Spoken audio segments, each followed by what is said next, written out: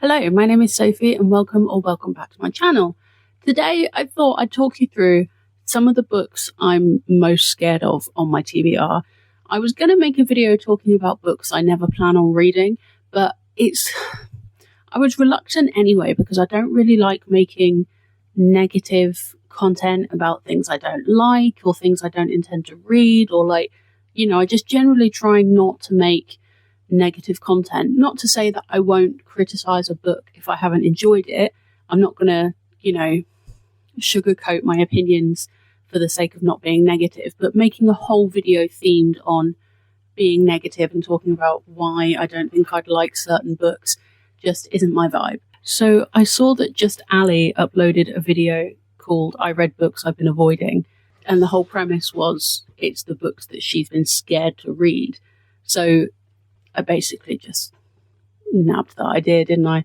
But here, I'm giving credit. So yeah, I'm going to go through the shelves behind me, pull out the books that I'm most intimidated by. There's also a few in the wedding library downstairs, so I'll film that separately and add it in.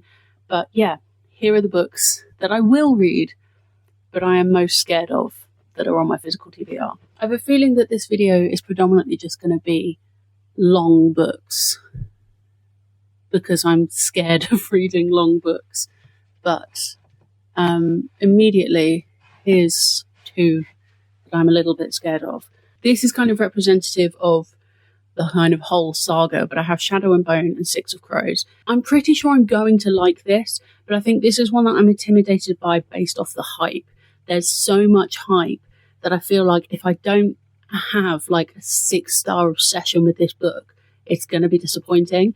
And I've also heard I've seen a lot of reviews saying you have to read Shadow and Bone first, but Six of Crows is the book that everyone's obsessed with.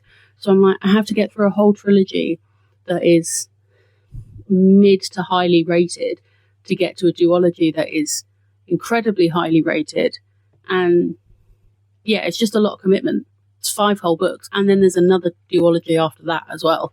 So I don't really know what I'm going to do with them. I will read them at some point because I own them physically. So though I am broaching the idea of getting rid of books that I haven't read yet, even though that feels criminal because I've spent the money on them and then I'm not fulfilling their one purpose. But realistically, if they're just going to sit on my shelf forever, they're also not fulfilling their purpose. They're all okay. Not too worried about them. Speaking of books I might get rid of even though I've not read them, the Atlas Complex. I'm going to have a discussion with my husband about that series because he has read it. He didn't like it, but he has read it, and I'm not sure how dedicated he is to actually finishing it. Turns out I'm less intimidated by my TBR than I thought, but making it all the way to the point where I can sit back down. There's lots of new starts to a series. There's lots of books I'm excited about. Okay, no, here's one. The spine just got even more ripped in trying to pull it off the shelf, but this is like the intimidating book. This is my copy of Les Miserables. I have a very beautiful edition downstairs, but this is the one I got when I was a teenager, and I lugged this to school and back for at least a few months, telling myself I was reading it, and I wasn't. The whole thing is battered. You can see it's been in my school bag. I've just torn the spine a bit. I don't know if you'll be able to see, there's clearly water damage. I don't know what happened to that. I feel like I lent this to a friend and then maybe it didn't come back in as good a condition as I gave it out. But I mean, you can see this is a brick. I love Les Miserables the musical, but I just don't know if I'm intellectually capable enough to read this. The audiobook for Les Miserables is over 50 hours long, I think. And I think if I am going to read it, it will have to be in audio format. But I've literally had this in my collection for 15 years, I reckon. This might be one that I never read, but you know what? I think I'm okay with that. Because then we get to my next scary long book, Babel, R.F. Kuang. I've not read any R.F. Kuang yet, and I picked this up in 2022, just after I got married, when it was kind of at the peak of its hype. I believe it came out in 2022. Yes, came out in 2022. Yeah, and the more I hear about it, I've heard a lot of incredible reviews, but they're generally from people who enjoy literary fiction, and I'm not someone who enjoys literary fiction. So yeah, again, this is This is one where I'm more intimidated by the content than the length, though it is rather lengthy. At the end of the acknowledgements are 546 pages. So, yeah, I'm confident that I will get around to reading this at some stage, but I don't think it will be soon, and I think it will be when I pull it out of my TBR jar. I don't think I will choose to read this. I think the decision will be taken out of my hands, which is my favourite way to read, to be honest. I'm not going to get the whole series out, but I'm a little bit scared of ACOTAR by Sarah J. Maas for the same reason I'm a bit scared of Six of Crows, because there is so much hype. And now that I've read the first book in the Crescent City series, I'm a bit less intimidated by Sarah J. Maas as a writer, but I think it's the hype around ACOTAR that scares me a bit. And the committing to 4 books and a novella, and knowing that it's not finished, but it is finished, but there's extra content being released. I don't really know what's going on with ACOTAR. I know I need to catch up on the Sarah J. Maas stuff. I have a box set of ACOTAR paperbacks, and I have a hardback. I think it's an American edition of Throne of Glass that I picked up from Comic-Con last year. And those ones, yeah, I'm definitely intimidated by hype more than anything else. And also the tandem read that's in Throne of Glass, what is it, books 6 and 7 or something, where there's like 1,000 pages that you have to, or you're meant to tandem read across 2 books. That's scary. I don't know if I have the energy to commit to that, to be honest. So I'm a bit scared of Sarah J. Maas. Oh yeah, this is the one that sprung straight to mind when I decided I was making this video. Ordinary Monsters by J.M. Rio. I can remember exactly when I decided to buy this. It was half price, as you can see from the sticker. It was in the half price hardback sale in Waterstones in 2023. It's not that I'd only just got back into reading, because I officially, if you want to call it that, I properly got back into reading in 2020, end of 2019, 2020. In 2022, I'd been on a book buying ban, and although I'd skirted my way around it in ways that other people had bought me books, and I counted that as not counting because I hadn't paid for them, and then 2022 was the year my husband and I got married, and the only thing we asked for as gifts for our wedding was books. So I acquired over 100 new books in the year I was on a book buying ban, and 2023 was the year I took myself off the ban. So the half-price hardback sale at Waterstones was one of my first opportunities to buy books, and I bought this book. That might have been where I got the Atlas Paradox. Not Paradox. Yeah, Paradox. Stupid series. I was really confident I was going to be able to tell you the other 2 books I bought. I know I bought 3 books, and that this was one of them. And I must have liked the sound of the concept, not that I can remember any of it. But this one is a pure size one. It's long, and I already know that the audiobook's going to be long. The acknowledgements finish on page 660. And I'm not someone who reads long books. I'm not someone who reads particularly quickly. I generally finish 1 book a week, or it generally takes me a week to finish a book. And because I read a physical book and an audiobook, I generally read 2 books a week. But, you know, I'm not that fast at reading. This will take me a while. So I'm kind of worried it's going to be slow paced, but it's the length. I'm intimidated by the size of this one, and you can make as many jokes about that as you like. Oh, there's the whole Eragon series. What's it called? The Inheritance Cycle. 5 books that actually you can see them. They're just behind my elephant over here. These kind of dark black ones. They are long. They are fat books. Audiobooks makes all of this less intimidating, and realistically, if I want to forget how long the book is, I could get it on my Kindle, and that's what I love about reading on my Kindle, that no matter how long the book is, the Kindle is still only this thick. So there's the illusion that you're not reading a bloody massive book.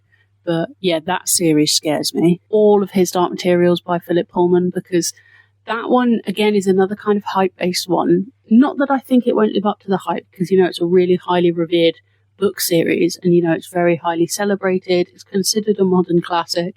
I think I'm scared that I won't like it because we had a reading from the Amber Spyglass at our wedding. So if I don't like it, it's going to be really awkward. Realistically, I shouldn't have picked a reading from a book I haven't read for our wedding, but here we are. So yeah, I'm a bit intimidated by that one as well. I think I'm excited about the rest of these books. The one thing I like about doing videos where I look at my own TBR is that I get excited to read all of them. Even though my TBR is outrageously long, I am still excited to read all of them. which is why I won't get rid of them to make my TBR smaller, because I do intend to read them all at some point. I just need to get better at balancing buying books at a rate in which I read, because I can't increase the rate at which I read to match the rate I buy books. I just need to shop less, essentially. Okay, so that's it for all the books in here. I'll insert the clip of going through the wedding library now. I'm doing my best, so I really hope this is in shot. This is the wedding library. It is downstairs, hence why I said downstairs. Wow, why did I say that? Okay, there's quite a few decorative items on this shelf, so I had to move them out of the way. The first one is another size one. This is a mass market paperback, so I'm kind of intimidated both by how big and by how small it is, because it's chunky, but the page size itself is actually small. And this, I believe, is a romance book, but this book came from my aunt, and she also gave me The Silence of the Lambs. This book and The Silence of the Lambs don't quite look like the same vibe. I have no idea. I need to look it up, really, but yeah, a bit scared of that one. With my physical TBR, I have no one else to blame because I chose all of those books. But with the wedding library, I chose literally none of these books, but I have committed to reading them all. So that at least I can't be held responsible for that. We also have Vera Brittain, Testament of Youth. I don't know anything about this. This is another one where I'm intimidated by size. I'm intimidated by this one, Travels into Bokhara, purely because I have absolutely no idea what it's about. And it looks to be non-fiction, and it just looks like a school textbook. Yeah, I think it is non-fiction. Scared of that one. One of the biggest scares is a book that my mum gave me. And we have Shogun by James Clavell. This has recently been made into a series on Disney+. Oh, this is a bind-up of 5 books by the looks of it. Or maybe this is just the first one, and there's 5 books that come after it. Either way, it's chunky.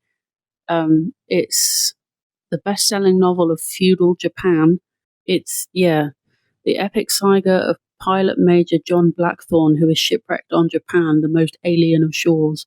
Most books I've read that are based in some sort of Japanese literature tend to be translated fiction that include cats or mythical fantasy. So this is very out of my comfort zone. But we'll see. I will read it one day when the spinner chooses it for me. Onto the next shelf. Oh, I can put Ang back. Thank you, Ang. I can put everything back. Little turtle that my friend made. That's a photo. Fun fact. My husband and I got married on bonfire night, but getting actual fireworks was going to cost us, I think, $3,000, which obviously wasn't in our budget. So our photographer photoshopped in these fireworks. These aren't real, but they were so convincing that at least one of our guests saw this photo and went, "Oh, I missed when there were fireworks." There were no fireworks.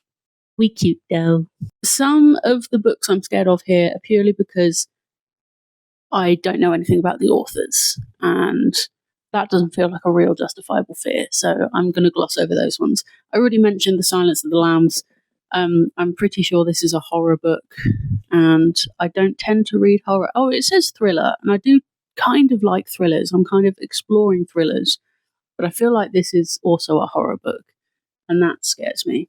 Then we need to move away Coco. This is the other edition of Les Miserables that I have, and obviously this is in much better condition than the one I showed you before. Hello, baby.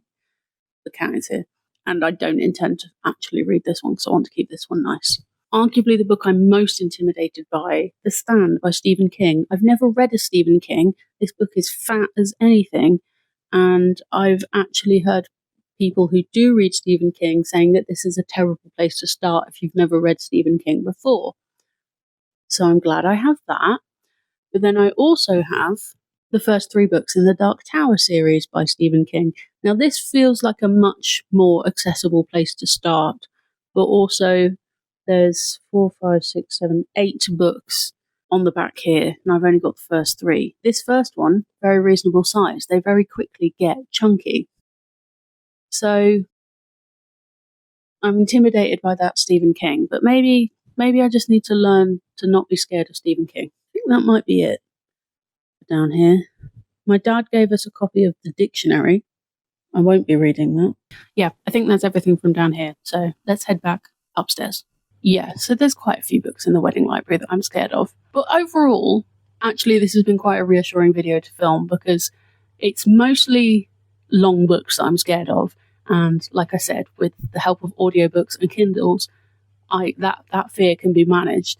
But otherwise, I am still really excited to read most of the books on my shelves. So I just need to shut up, stop shopping, and actually read them. But I think that can be said for a lot of us. And a little bonus thing, if you've made it to the end of the video, I did a big unhaul video a few weeks ago. I'll leave a link up in the corner if you missed it, where I decided I was going to get rid of over 30 books from my read books, not my physical TBR. And I've been slowly uploading them all to Vinted. So if you're in the UK and you fancy any of the books that I'm currently selling, I'm generally putting them on pretty cheap. I tend to send them out the same day, if not next day, especially if you use the in-post lockers. They are the easiest ones for me to be able to send. And yeah, get yourself some cheap books. I may or may not be reusing the money to buy more books, but if I don't do that, I'll be using the money to buy nice things for my cat. So either way, someone wins, and it's either me or Mango. Anyway, I think that's enough for this week. Thank you so much for watching. I hope you're having a great day. I hope you read a great book, and I'll see you next time for another bookish video. Bye!